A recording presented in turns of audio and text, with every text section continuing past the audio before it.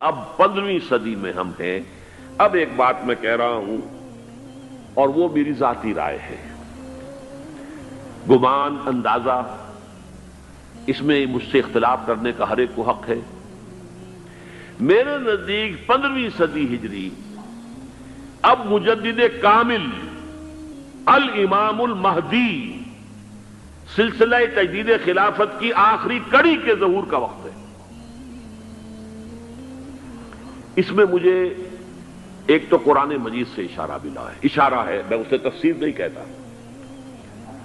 میرے نزدیک قرآن مجید میں چند آیتیں سورہ مدثر کی اور چند آیتیں سورہ انشقاق کی بڑی عجیب ہے۔ سورہ مدثر کی آیات میں حضور کی آمد کا نقشہ کھینچا گیا ہے، کلا والقمر واللیل اذ ادبر والصبح اذا اسفر انہا لإحدی الکبر نذیرا للبشر لمن شاء منکم ان یتقدم او یتأخر۔ نہیں، قسم ہے چاند کی، کلا والقمر واللیل اذ ادبر، اور رات کی جبکہ وہ پیٹھ موڑ لے جانے لگے اور صبح کی جبکہ وہ روشن ہو جائے۔ حضور سے پہلے 600 برس ایسے گزرے ہیں دنیا میں کہ نبوت کا سورج نہیں تھا، بس چاند جیسے مستعار روشنی چاند کی ہوتی ہے، تو سابقہ انبیاء کی مستعار روشنی تو کوئی دنیا میں تھی، دھندلی دھندلی جیسی چاند کی ہوتی ہے، لیکن وہ سورج نہیں تھا۔ لیکن اب وہ رات ختم ہو رہی ہے، وہ لیل اذ ادبر جا رہی ہے، محمد صلی اللہ علیہ وسلم کا سورج، یہ شمس نبوت و رسالت طلوع ہو گیا۔ والصبح اذا اسفر انہا لإحدی الکبر، بہت بڑی باتوں میں سے ایک بات ہے جو ہوئی ہے، کوئی معمولی واقعہ نہیں ہے، احدی الکبر، یہ تاریخ انسانی کے عظیم ترین واقعات میں سے ہے بعثت محمدی، نذیرا للبشر، پوری نوع انسانی کے لیے نذیر بن کر آئے۔ یہ تو ہے حضور کا معاملہ، لیکن اب جو معاملہ ہونا ہے دوبارہ، اس لیے کہ خلافت علی منہاج النبوت دوبارہ اب قائم ہوگی انشاءاللہ۔ حضور کے بعد میں آپ کو بتا چکا ہوں، خلافت راشدہ ختم ہونے کے بعد سے زوال زوال زوال زوال زوال زوال زوال زوال زوال، تھوڑا سا 2.5 سال کا 2 سال کا وقفہ آیا ہے حضرت عمر بن عبدالعزیز کا، ورنہ زوال زوال زوال زوال زوال۔ اگرچہ اس زوال کو 1000 سال لگے ہیں، یہ عمارت جو محمد نے بنائی تھی ایک دن میں نہیں گر گئی صلی اللہ علیہ وسلم، کھنڈر بتا رہے ہیں عمارت عظیم تھی، 1000 سال کے بعد پھر یورپ کے سیلاب نے آ کر اس کو گرایا ہے اور ختم کیا ہے، ورنہ 1000 سال تک سطوت و شوکت کے ساتھ امت مسلمہ تو موجود رہی ہے، چاہے اسلام جو ہے وہ حکومت کی سطح پر موجود نہیں تھا۔ بہرحال اب جو اس کا دور آیا ہے دوبارہ خلافت علی منہاج النبوہ کا دور، اس کا نقشہ سورہ انشقاق میں کھینچا گیا ہے۔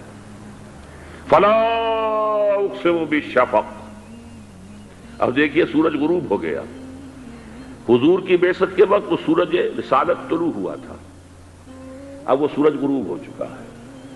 سورج کے غروب ہونے کے بعد صرف روشنی رہ جاتی ہے شفق کی، سرخ سی، بس وہی باقی رہ گئی، اور باقی کیا رہ گیا؟ بدا الاسلام غریبا ویسعود کما بدا فطوبی للغرباء، فلا اقسم بالشفق واللیل وما وسق، رات کی سی تاریکی ہے اور جو کچھ اس نے اپنے اندر جمع کر لیا ہے، والقمر اذا اتسق، اور قسم ہے چاند کی جب کہ وہ بھر جائے، پورا بھرتا ہے کتنے دنوں میں؟ 14 دن میں۔ اور 14 صدیوں کے بعد اب پہلی صدی کا جس نے کہ تجدید کامل کی عمر بن عبدالعزیز، 14 صدیوں کے بعد اب 15ویں صدی میں الامام المہدی کے ظہور کا وقت قریب ہے۔ اب جو کچھ مجھے حضرت امام المہدی کے بارے میں کہنا ہے، دوبارہ اپنی بات دہرا رہا ہوں، یہ میرا ذاتی گمان ہے، اختلاف کیا جا سکتا ہے۔ میرا گمان یہ ہے کہ یہ اب جو مجدد آئیں گے وہ حضرت مہدی ہوں گے۔ پہلی بات تو یہ جان لیجئے کہ مہدی 2 ہیں، ایک شیعوں کے مہدی، ایک سنیوں کے مہدی، ان میں بڑا فرق ہے۔ شیعہ حضرات مہدی کو مانتے ہیں، وہ ان کے 12ویں امام ہیں، ان کے عقیدے کے مطابق انہیں پیدا ہونے کے فوراً بعد اس اندیشے سے کہ انہیں قتل کر دیا جائے گا ایک غار میں چھپا دیا گیا تھا۔ تقریباً 1200 برس سے وہ اس غار کے اندر ہیں، وہ روپوش ہیں، چھپے ہوئے ہیں، اسی لیے انہیں امام غائب کہا جاتا ہے، اور اب ان کا انتظار ہو رہا ہے، اس لیے انہیں امام منتظر بھی کہا جاتا ہے۔ اس لیے شیعوں کے دارالعلوم جو ہوتے ہیں دارالعلوم المنتظر، وہ اس لیے کہ ان کا انتظار کیا جا رہا ہے۔ تو یہ ہے، اب وہ ان کا خیال ہے کہ آخری دور میں، آخری زمانے میں وہ ظاہر ہو جائیں گے، غار سے نکل آئیں گے۔ دیکھیے، میں اس عقیدے کو اس بنا پر رد نہیں کرتا کہ یہ ناممکن ہے کہ کیسے کوئی شخص جو ہے 1200 برس تک کسی غار کے اندر زندہ رہ سکتا ہے، نہیں، میں سمجھتا ہوں ممکن ہے۔ 300 برس تک اصحاب کہف رہے کہ نہیں رہے؟ سوئے رہے۔ 300 ایئرس ہم مانتے ہیں۔ حضرت عیسیٰ اسی حیات عرضی کے ساتھ 2000 سال سے موجود ہیں آسمان پہ کہ نہیں ہے؟ آپ کو معلوم ہے حضرت عزیر 100 برس تک مرنے کے بعد دوبارہ زندہ کر دیے گئے۔ فَأَمَاتَهُ اللَّهُ مِئَةَ عَامٍ ثُمَّ بَعَثَهُ۔ تو ناممکنات میں سے کوئی سوال پیدا نہیں ہوتا، لیکن یہ کہ آیا کوئی امامت معصومہ کا تصور قرآن اور حدیث سے ہمیں ملتا ہے؟ پھر یہ کیا یہ موروثی امامت کہ حضرت علی کی نسل جو حضرت فاطمہ سے چلی ہے اسی میں یہ امامت ہوگی؟ اس کے لیے ہمارے پاس کوئی دلیل نہیں ہے، ہم اس کو تسلیم نہیں کرتے۔ ہم تو سمجھتے ہیں کہ معصومیت ختم ہو گئی محمد الرسول اللہ صلی اللہ علیہ وسلم پر، خاتم المعصومین ہے محمد الرسول اللہ۔ اب ان کے بعد تو اجتہاد ہے اور خلافت ہے، عام معاملات میں اجتہاد ہوگا، نظام خلافت کا ہوگا۔ تو ہمارے نزدیک جو میں جس مہدی کا نام لے رہا ہوں وہ مہدی ہے جو ایک مجدد ہوں گے، جیسے کہ مجددین کے نام میں نے آپ کو گنوائے ہیں، مجدد الفسانی ہو، شاہ ولی اللہ ہو، سید احمد بریلوی ہو، شیخ الہند ہو، ایک ہوں گے انسان جو پیدا ہوں گے انسانوں کی طرح عام طور پر، اپنی عمر کو پختگی کو پہنچیں گے، پھر وہ سامنے آئیں گے منظر پر، پھر وہ کام کریں گے، قیادت کریں گے، عرب میں ان کا ظہور ہوگا۔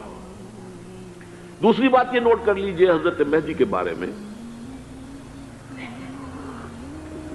ہمارے ہاں احادیث کے جو مجموعے ہیں ان میں جو ٹاپ کے 2 مجموعے ہیں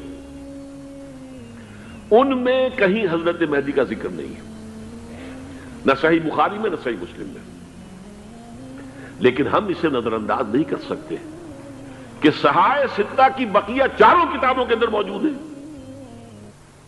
لہذا نظر انداز نہیں کر سکتے، اگنور کرنا ممکن نہیں ہے۔ اب اس میں میں چاہتا ہوں کہ کچھ حدیثیں آپ کو میں سناؤں جن میں حضرت مہدی کا تذکرہ کیا گیا ہے۔ پہلی ہے وعن عبداللہ ابن مسعود قال قال رسول اللہ صلی اللہ علیہ وسلم، حضرت عبداللہ ابن مسعود سے روایت ہے، وہ فرماتے ہیں کہ حضور نے ارشاد فرمایا لا تذهب الدنيا حتى يملك العرب رجل من اہل بیتی، یہ دنیا ختم نہیں ہوگی جب تک کہ عرب پر میرے اہل بیت میں سے ایک شخص کی حکومت قائم نہ ہو۔ اور آپ کو معلوم ہے کہ آج تک عرب پر حضور کے اہل بیت کی کوئی حکومت قائم نہیں ہوئی، اور جب قائم ہوئی بھی تھی حضرت علی کو اگر شمار کیا جائے، اس لیے کہ حضور نے وہ جو مشہور واقعہ ہے کہ ایک چادر میں لے لیا تھا حضرت علی کو اور حضرت فاطمہ اور حضرات حسنین کو، اللہم ہؤلاء اہل بیتی، اے اللہ یہ بھی میرے اہل بیت ہیں، تو حضرت علی کی بھی حکومت منعقد نہیں ہوئی، پورے عالم اسلام پر ان کی حکومت نہیں تھی، اس لیے کہ شام اور مصر دونوں صوبے جو ہیں انہوں نے ان کی اطاعت قبول نہیں کی تھی۔ اس حوالے سے یہ معاملہ ابھی ہونا ہے۔ لا تذهب الدنيا حتى يملك العرب رجل من اہل بیتی یواطئ اسمہ اسمی، اس کا نام وہی ہوگا جو میرا نام ہے، یعنی محمد صلی اللہ علیہ وسلم، اور ان کا نام بھی مہدی کا نام بھی محمد ہو، مہدی تو ان کا لقب ہے۔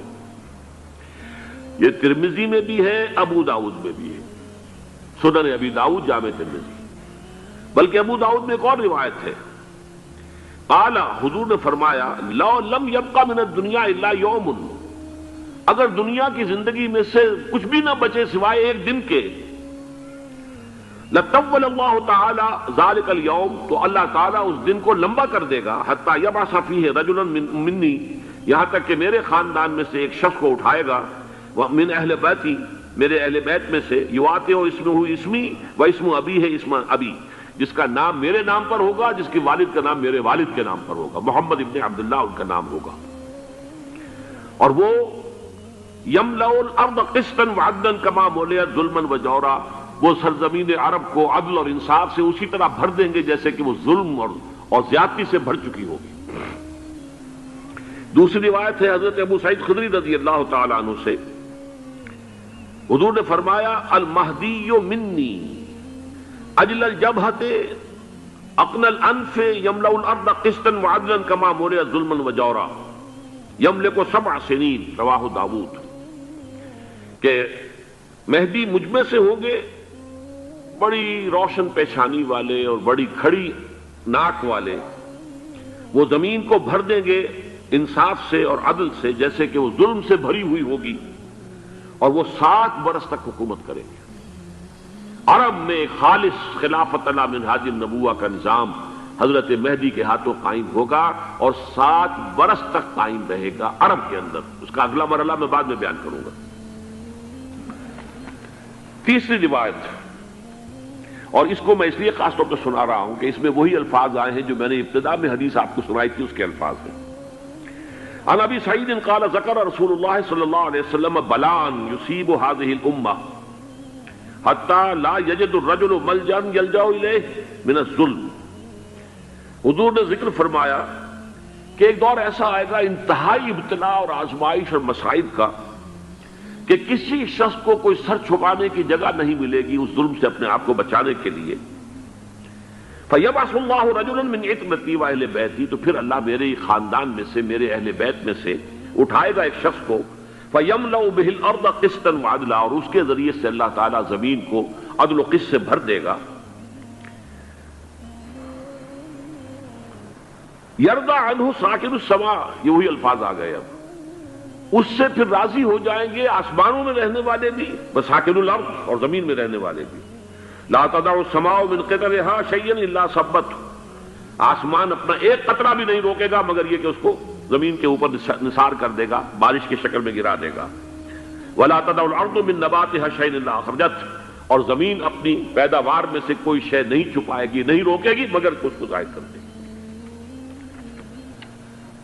چوتھی حدیث جو ہے وہ حضرت ام سلمہ سے رضی اللہ تعالی عنہ قال سمعت رسول اللہ صلی اللہ علیہ وسلم یقول المہدی من عترتی من اولاد فاطمہ، رواہ ابو داؤد، یہ بھی سنن ابو داؤد کی روایت ہے۔ حضور نے فرمایا مہدی میرے خاندان سے، میرے اہل بیت سے ہوں گے، یعنی اولاد فاطمہ میں سے، اور تفسیر اس کی آتی ہے کہ حضرت حسن کی اولاد میں سے ہوں گے۔ پانچویں حدیث میں آپ کو سنا رہا ہوں، اور اس میں ایک عجیب مشابہت آپ کے سامنے آئے گی حضرت عمر بن عبدالعزیز کے ساتھ، یہ اول اور آخری کڑی کے درمیان مشابہت۔ عن علی رضی اللہ تعالی عنہ، یہ حدیث جو ہے مسند احمد ابن حنبل میں بھی ہے اور سنن ابن ماجہ میں بھی ہے۔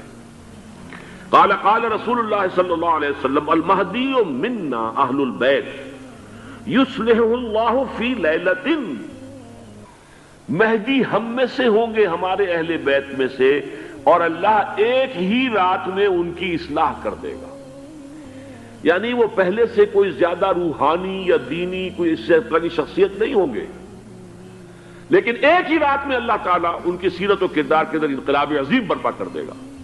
جیسے کہ میں نے عرض کیا تھا آپ سے کہ عمر بن عبدالعزیز کی زندگی میں انقلاب عظیم آیا ہے، خلافت کا بوجھ پڑتے ہی کہاں وہ خوش باش اور خوش لباس اور خوش خوراک، وہ شہزادہ ٹھاٹ باٹ والا، جاگیر والا، گورنر کا بیٹا اور خود گورنر، اور کہاں یہ کہ اس کی وہ درویشی جو میرے نزدیک واللہ عالم ڈرتے ڈرتے کہہ رہا ہوں، میرے نزدیک وہ حضرت ابو بکر، حضرت عمر اور حضرت علی کی درویشی کو بھی مات دے گئی۔ لیکن کنٹراسٹ بہت شدید ہے، وہاں جو بھی کچھ تھا وہ تدریجاً آیا تھا، ہوتے ہوتے ہوتے ایک انتہا، اور یہاں سڈن آیا۔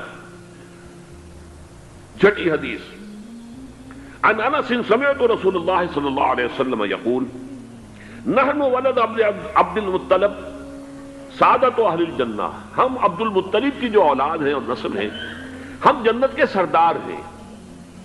اور پھر آپ نے نام گنوائے ہیں، انا وحمزۃ وعلی وجعفر والحسن والحسین والمہدی، میں خود اور حضرت حمزہ بنو عبد المطلب میں سے، عبد المطلب کے بیٹے، اور علی اور جعفر حضرت علی کے بھائی جعفر طیار، اور حسن اور حسین حضرت فاطمہ کے لخت جگر حضرت علی کے بیٹے، والمہدی، اور آخر میں جا کر پھر مہدی۔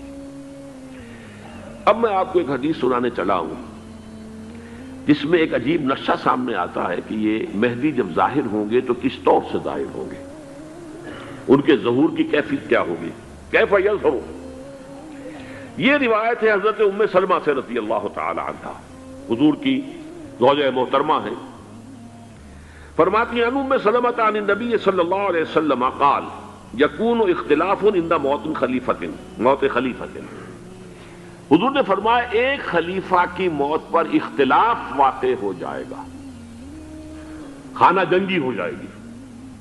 فَيَخْرُجُ رَجُلٌ مِّنْ أَهْلِ الْمَدِينَةِ حَارِبًا إِلَىٰ مَكَّةَ، پھر مدینے کے لوگوں میں سے ایک شخص نکلے گا، بھاگے گا اور جا کر پناہ لے گا اور چھپ جائے گا مکے میں۔ فَيَأْتِيهِ نَاسٌ مِّنْ أَهْلِ مَكَّةِ، پھر اس کے پاس آئیں گے اہل مکہ، مکہ کے لوگ، فَيُخْرِجُونَهُ، اور اسے نکالیں گے، جہاں وہ چھپے ہوئے ہوں گے وہاں سے نکالیں گے۔ وَهُوَ كَارِهٌ، اور وہ بالکل اس کو پسند نہیں کر رہے ہوں گے، نہ وہ خواہش مند ہوں گے کہ ان کے ہاتھ پر بیعت کی جائے، نہ وہ یہ چاہیں گے کہ وہ میدان میں آئیں اور ان کو جو ہے اپنا لیڈر مانا جائے۔ وَهُوَ كَارِهٌ فَيُبَايِعُونَهُ بَيْنَ الرُّكْنِ وَالْمَقَامِ، لیکن لوگ جو ہے پھر اصرار کے ساتھ ان کے ہاتھ پر بیعت کریں گے رکن اور مقام کے درمیان۔ رکن وہ کونا ہے خانہ کعبہ کا جس میں حجر اسود لگا ہوا ہے، اور مقام ابراہیم جو ہے، ان دونوں کے مابین جو یہ علاقہ ہے یہاں پر وہ بیعت ہوگی۔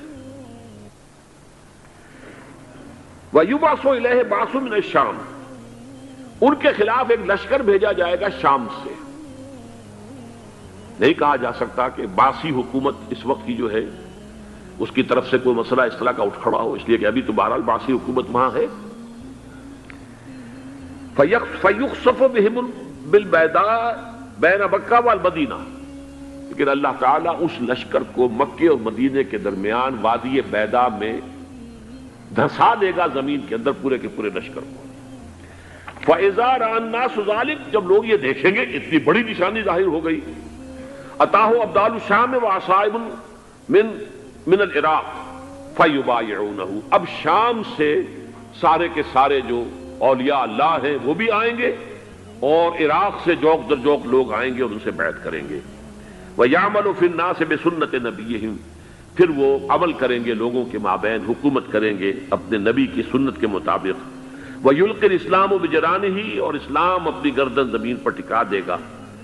وَالْأَرْض فِي الْأَرْض، زمین میں۔ فَيَلْبَسُ 7 سنین، پھر وہ 70 برس تک حکمران رہیں گے، 7 برس تک حکمران رہیں گے۔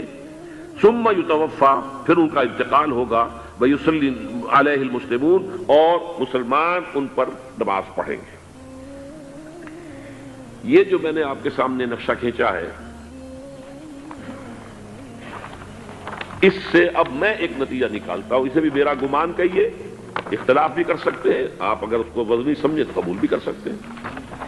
وہ یہ ہے کہ میرے نزدیک شاہ فہد کے انتقال پر لا محالہ یہ صورتحال پیدا ہو جائے۔ ولی عہد وہاں ہے عبداللہ بن عبدالعزیز، امریکہ کو وہ پسند نہیں کرتے اور امریکہ انہیں پسند نہیں کرتا، یہ بالکل تشتس بام ہے۔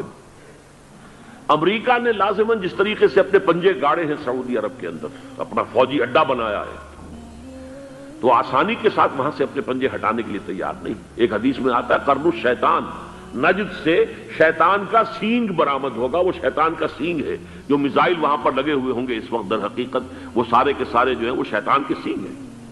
بہرحال کوشش وہ کرے گا کہ جیسے کہ اس نے جارڈن میں کیا، کتنے عرصے سے وہاں شاہ حسین کا چھوٹا بھائی حسن جو ہے وہ ولی عہد تھا، عین وقت کے اوپر آ کر، اور پتہ نہیں کیسی کیسی دوائیاں دے کر اسے لے کر آئے ہیں شاہ حسین کو، مرتے ہوئے کو تھوڑی دیر زندہ رکھنے کے لیے، اور وہ تبدیلی کروا کر جو ہے واپس لے گئے ہیں۔ تو یہ معاملہ ہوا ہے، تبدیلی کروا دی، وہاں تو ہو گئی آرام سے، کوئی بات نہیں۔ بحرین میں بھی غالباً ایسا ہی معاملہ ہوا ہے، واللہ عالم، مجھے یاد پڑتا ہے کہ وہ چاہتے ہیں کہ ہمارا پسند کا آدمی آئے۔ اگر سعودی عرب میں یہ کام کیا گیا تو اس کا لازمی نتیجہ خانہ جنگی ہوگا، اس لیے کہ وہاں کی روایت یہ بڑی سخت ہے، بڑی پختہ ہے۔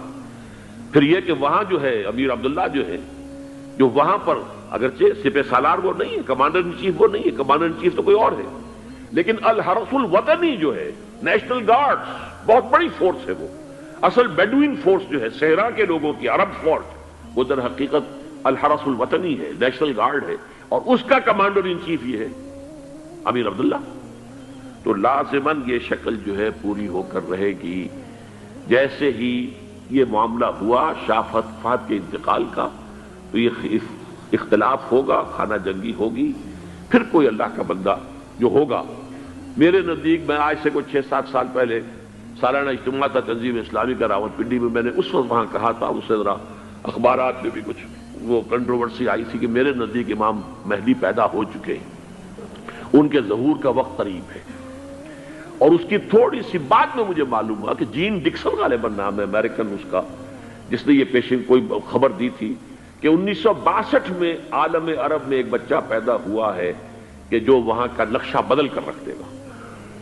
یہ جین ڈکسن کی غالباً پیشن گوئی ہے۔ بہرحال مجھے اس کی پیشن گوئی سے کوئی دلچسپی نہیں ہے، میں تو جو احوال دیکھ رہا ہوں، یعنی اسرائیل کا قائم ہو جانا، اور اس کے بعد اب یروشلم کا مسلمانوں کے ہاتھوں سے نکل جانا، اور اب گویا کہ وہ الملحمۃ العظمیٰ جو ہے تلی کھڑی ہے، کسی بھی وقت جو ہے یہ جو ہے وہ لاوا پھٹ سکتا ہے، آتش فشاں پھٹ سکتا ہے۔ تو یہ تمام حالات ایسے ہیں کہ جن کی وجہ سے میں سمجھتا ہوں کہ ایک تو جو قرآن مجید کے اشارات میں نے آپ کو بتائے، 14 صدیاں 14 دن میں چاند کا پورا ہونا، والقمر اذا اتسق، 14 دن میں 14ویں کا چاند۔ اسی طرح اب یہ 14 صدیوں کے بعد یہ صدی جو 15ویں صدی ہے، یہ در حقیقت ظہور امام مہدی کی صدی ہے۔ لیکن یہ کہ امام مہدی کی حکومت قائم کرنے کے لیے کون لوگ آئیں گے؟ عرب جو ہیں وہ اندر سے کھوکھلے ہو چکے ہیں، عیاشی نے، دولت نے، پیسے نے، دولت، پیسہ، عیاشی، اس کی وجہ سے کھوکھلے ہو چکے ہیں۔ یہاں میں آپ کو 2 حدیثیں سنانا چاہتا ہوں۔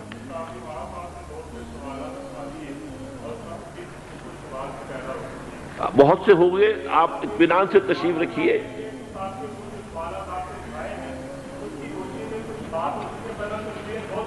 بہت ہوگی، بات ہوگی، آپ اس طرح صبر سے سن لیجئے۔ میں اب تقریباً اپنی گفتگو کے اختتام تک پہنچ رہا ہوں۔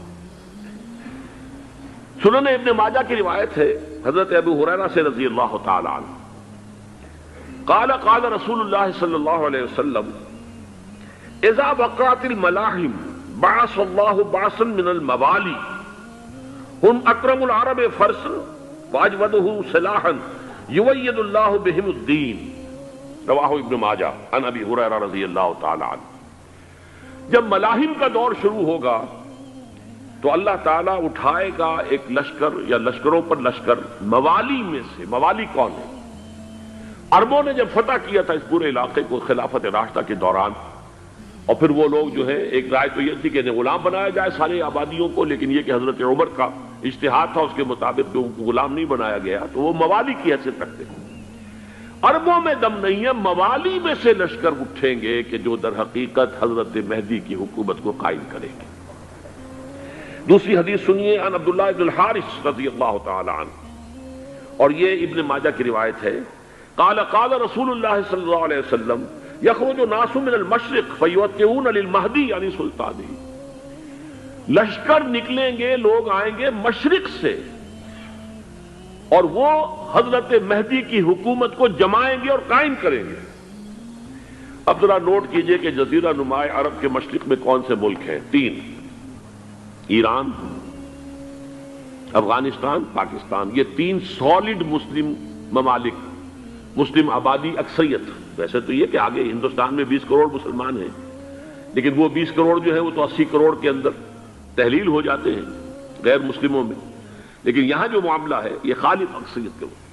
ان میں سے ایران کا معاملہ جہاں تک ہے، نمبر 1 یہ کہ وہ شیعہ عقائد کے حصار میں بند ہے، اس سے ادھر ادھر ہونا اس کے لیے ممکن نہیں۔ حدیث میں یہ بھی آتا کہ اصفہان سے 70,000 یہودی دجال کا ساتھ دیں گے۔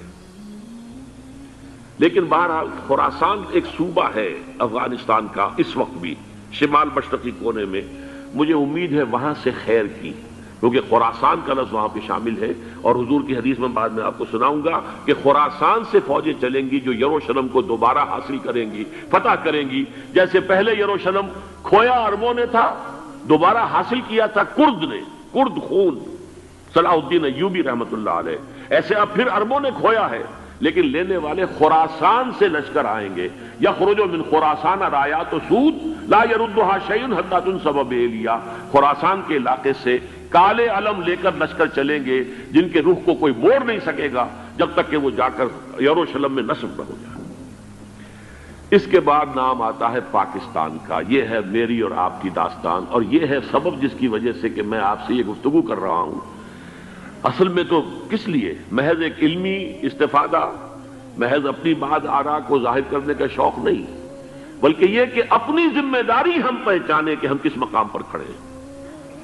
دیکھیے، اس پاکستان کے بارے میں یا ہندوستان کے بارے میں علامہ اقبال نے کہا تھا اپنے ترانہ ملی میں، میرے عرب کو آئی ٹھنڈی ہوا جہاں سے، میرا وطن وہی ہے، میرا وطن وہی ہے. اور مجھے بتایا گیا کہ سنن ابی داؤد میں یہ روایت موجود ہے کہ حضور نے فرمایا کہ ہندوستان کی طرف سے مجھے ٹھنڈی ہوا آتی، اگرچہ مجھے وہ حدیث ابھی نہیں ملی ہے، لیکن حزب التحریر کا ایک کارڈ مجھے ملا تھا، تو اس میں اس حدیث کا اور اس میں ابو داؤد کا روایت کا حوالہ موجود تھا. لیکن میں جو چیز آپ کو بتا چکا ہوں وہ یہ کہ الف ثانی کا پورا تجدیدی کارنامہ اس ہندوستان کی سرزمین میں ہوا. مجدد الف ثانی شیخ احمد سرندی، شاہ ولی اللہ دہلوی، سید احمد بریلوی، وہ تو ہمارے پاکستان میں آ کر جو ہے ان کا خون جذب ہوا ارض پاکستان میں. پھر شیخ الہند مولانا محمود حسن. تحریک خلافت چلی تو صرف ہندوستان میں چلی اور کہیں نہیں چلی. آزادی کی تحریک چلی پوری دنیا میں، وہ نیشنلزم کی بنیاد پر چلی، ملے نیشنلزم، عرب نیشنلزم، ترک نیشنلزم. ہمارے ہاں چلی تو اسلام کے نام پر پاکستان کا مطلب کیا؟ لا الہ الا اللہ. پھر پاکستان قائم ہوا معجزے کے طور پر، بلکہ نازل ہوا ہے لیلۃ القدر میں. انا انزلناہ فی لیلۃ القدر، جیسے قرآن نازل ہوا ہے لیلۃ القدر میں، یہ پاکستان بھی نازل ہوا ہے لیلۃ القدر میں. اس کا برقرار رہنا ابھی تک معجزہ ہے. ہندو یہ سمجھتا تھا، کانگریس سمجھتی تھی کہ جھٹپٹ ختم ہو جائے گا. پھر یہ کہ اس کا قرارداد مقاصد کا پاس ہو جانا، مزید بھی اور اضافی دفعات دستور میں آ جانا، اب کمرشل انٹرسٹ کو ربا قرار دے کر حرام قرار دینا، یہ سارے لینڈ مارکس ہیں کہ جو اشارہ کر رہے ہیں کسی چیز کی طرف، معاملہ کدھر جا رہا ہے. پھر یہ کہ یہ جو 14ویں صدی کے مجدد تھے شیخ الہند، اس کے بعد سے کچھ ایسی شخصیتیں عظیم پیدا ہوئی ہیں ہند میں جن کو میں سمجھتا ہوں کہ 14ویں صدی کے مجدد اور 15ویں صدی کے مجدد کے درمیان، یہ 15ویں صدی کے مجدد کی راہ کو سیدھا کرنے والے، جیسے کہ حضرت یحییٰ نے کہا تھا میں تو آنے والے کا راستہ سیدھا کر رہا ہوں حضرت عیسیٰ کے لیے، ایسے ہی 15ویں صدی کے لیے امام مہدی کے لیے راستہ صاف کرنے والے سب سے پہلے علامہ اقبال، جنہوں نے اسلام کا تصور دین کی حیثیت سے دوبارہ زندہ کیا ہے، ورنہ اسلام ایک مذہب کی شکل اختیار کر چکا تھا. پھر مولانا مودودی، مولانا ابوالکلام آزاد حکومت الہیہ کے نعرے کے ساتھ میدان میں آئے. یہ اقبال نے جو تصور پیش کیا تھا اس پر عملی جدوجہد کے لیے حزب اللہ قائم ہوئی. نوٹ کر لیجئے 11 برس کا فرق ہے عمر کا علامہ اقبال کے اور ابوالکلام کے. اور 1913 میں جب حزب اللہ قائم کی ہے اس وقت علامہ اقبال کی ملی شاعری اپنے عروج کو پہنچ چکی تھی. پھر یہ کہ علامہ اقبال کے بعد تعمیل جو ہے اس کام کی وہ ابوالکلام نے کی، لیکن روایتی علماء کی شدید مخالفت کی وجہ سے وہ بددل ہو کر چھوڑ گئے، کانگریس میں شامل ہو گئے، بساط جو ہے حزب اللہ کی انہوں نے لپیٹ دی. پھر مولانا مودودی آئے، انہوں نے وہ ڈور جو ہے اس کا سرا تھاما، جماعت اسلامی قائم کی حکومت الہیہ ہی کے قیام کے لیے. اگرچہ میرے نزدیک یہ کہ وہ انتخابی اور ایک قومی سیاست کی ایک جماعت بن کر پاکستان میں جو ہے دلدل میں پھنس گئی ہے. اب ہم اس کی کوشش کر رہے ہیں، تنظیم اسلامی اور یہ تحریک خلافت جس کے تحت یہ جلسہ ہو رہا ہے. یہ ساری چیزیں وہ ہیں کہ آپ کو سوائے پاکستان کے اور کہیں نہیں ملیں گی پوری دنیا میں. معلوم ہوتا ہے کہ پاکستان کو بہت بڑا رول پلے کرنا ہے اس میں. اور اس کے ساتھ اب جمع کر لیجئے افغانستان کی عمارت افغانستان، اسلامی عمارت افغانستان قائم ہو چکی ہے. یہ پچھلے 20 سالوں میں جو کچھ وہاں ہوتا رہا ہے اس سے پہلے تصور نہیں ہو سکتا تھا. کابل جو ہے وہ تو جیسے پیرس کا تمدن تھا ویسے کابل کا تھا، وہی لباس، وہی سکرٹس. یہاں جب آئے تھے شاہ ظاہر شاہ سرکاری دورے پر تو ان کی جو ملکہ صاحبہ تھی ان کے ساتھ وہ سکرٹ میں ملبوس تھی. کابل جو ہے وہ بالکل ایک پیرس کی طرح کا شہر تھا. آج کابل جو ہے جا کر دیکھیے، علامہ اقبال کے فرزند بھی دیکھ کر آئے ہیں تو اگرچہ وہ خود میں سمجھتا ہوں کہ خاصے انہیں آپ لبرل کہیں، آزاد خیال کہیں، لیکن اس درجے متاثر ہو کر آئے تھے کہ انہوں نے یہ کہا افغانستان میں جو میں نے حالات دیکھے ہیں کہ اگر 2-4 اور مسلمان ملکوں کے اندر یہ نظام قائم ہو جائے تو پوری دنیا مسلمان ہو جائے گی۔ یہ سب کچھ کیسے ہو رہا ہے؟ یہ آنے والے دور کی جھلکیاں ہیں۔ Coming events are casting their shadows before. یہ سب بتا رہے ہیں کہ پاکستان افغانستان کو مل کر اس میں کوئی عظیم رول پلے کرنا ہے۔ اور اس کے ضمن میں اب میں علامہ اقبال کے بارے میں آخری بات کہہ رہا ہوں۔ علامہ اقبال کے بارے میں عام یہ خیال ہے، انہوں نے اپنے خطبات میں مہدی کا اور نزول مسیح کا، حالانکہ میں کل پڑھ رہا تھا مولانا سید احمد اکبر آبادی رحمۃ اللہ علیہ کا ایک مقالہ ان کا کہ علامہ اقبال نے ابن خلدون کے بارے میں یہ کہا ہے کہ مہدی کا اور نزول عیسیٰ کا دونوں کا انہوں نے انکار کیا ہے، حالانکہ ابن خلدون نے نزول عیسیٰ کا انکار نہیں کیا، صرف مہدی کا انکار کیا ہے۔ بہرحال علامہ اقبال نے خطبات میں انکار کیا ہے، لیکن یہ کہ اپنی شاعری کے اندر میں چیلنج کرتا ہوں کسی بڑے سے بڑے اقبال شناس کو، ان کا یہ شعر ذرا سنیے: خضر وقت از خلوت دشت حجاز آید بروں، کارواں زی وادی دور و دراز آید بروں۔ خضر وقت، امام وقت، رہنمائے وقت، قائد وقت، خلوت دشت حجاز کی صحرا کی کسی خلوت گزینی سے نکل کر باہر آئیں گے۔ میں حیران ہوتا ہوں علامہ کے اس فکر پر اور اس مصرے پر۔ یہاں انہوں نے شیعہ اور سنی دونوں کے کانسیپٹ جمع کر دیے۔ شیعہ کا کانسیپٹ یہ چھپے ہوئے کسی غار میں وہاں سے برآمد ہوں گے، اور ہمارا کانسیپٹ میں ام سلمہ رضی اللہ تعالیٰ عنہ کی حدیث سنا چکا، چھپے ہوئے ہوں گے وہ وہاں پر، مدینے سے نکل کر آ کر مکے میں چھپ جائیں گے۔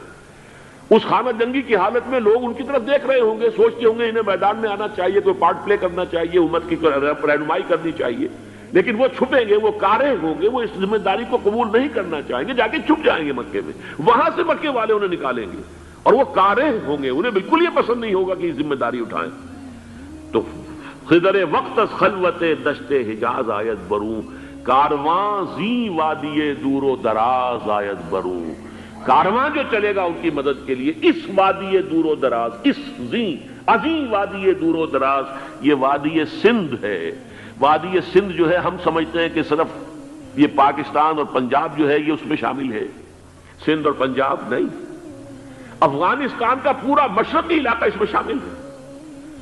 جیسے دریائے جیلم سندھ میں جا رہا ہے، جیسے دریائے گلگت سندھ میں آ کر ملتا ہے، جیسے دریائے چناب اور راوی اور جیلم اور یہ سب جا رہے ہیں اور آ رہے ہیں، اسی طرح دریائے کابل کہاں سے آ رہا ہے، دریائے گومل کہاں سے آ رہا ہے، ٹوچی کہاں سے آ رہا ہے، یہ سارا جو ہے ڈرین جو ہو رہا ہے، ایسٹرن جو ہے پارٹ آف افغانستان، یہ سب وادی ہے۔ اس وادی کے یہ دو حصے ہیں، ایک حصہ جو ہے یہ ادھر پاکستان میں ہے، اور اسی وادی کا دوسرا حصہ جو ہے وہ افغانستان میں ہے۔ کارواں زی وادی دور و دراز آید بروں، کارواں چلے گا یہاں سے، یخرج ناس من المشرق یؤتون للمہدی یعنی سلطان ہی، مشرق سے فوجیں چلیں گی کہ جو مہدی کی حکومت قائم کریں گی، اور یخرج من خراسان رایات و سود، اور خراسان سے سیاہ پرچم چلیں گے کہ جن کا رخ کوئی موڑ نہیں سکے گا، حتیٰ تنصب بیلیا، یہاں تک کہ وہ جا کر یروشلم کے اندر نصب ہو جائیں گے۔ حضرات، میں ایک میری گفتگو کا حصہ باقی تھا لیکن میں اسے چھوڑ رہا ہوں، اس لیے کہ گلوبلائزیشن جو اس کی ہوگی، جو خلافت علی منہاج النبوہ کی تجرید کامل حضرت مہدی کے ہاتھوں عرب میں ہوگی، اس سے پہلے اس کے لیے محنت، کوشش، جد و جہد پاکستان اور افغانستان میں ہو چکی ہوگی جو اسے سپورٹ کرے گی اور وہاں جا کر حکومت قائم کرے گی۔ اس کے بعد گلوبلائزیشن کا جو مرحلہ اس کا ہے وہ حضرت مہدی کے ہاتھوں نہیں ہے، وہ حضرت عیسیٰ ابن مریم ان کے نزول کے بعد ہے، جن کے نزول کے بعد دجال کا خاتمہ ہوگا اور یہودیوں کا استحصال ہوگا، مسلمانوں پر بھی بڑی تکالیف عربوں پر آئیں گی، شدائد آئیں گے، لیکن یہ وہ میں حصہ جو اپنی گفتگو کا آج چھوڑ رہا ہوں اس لیے کہ میں دیکھ رہا ہوں کہ بعض حضرات کا صبر کا پیمانہ اب لبریز ہو رہا ہے، تو میں اس حصے کو پھر ملتوی رکھتا ہوں کسی دوسری محفل اور کسی دوسری مجلس اور نشست پر۔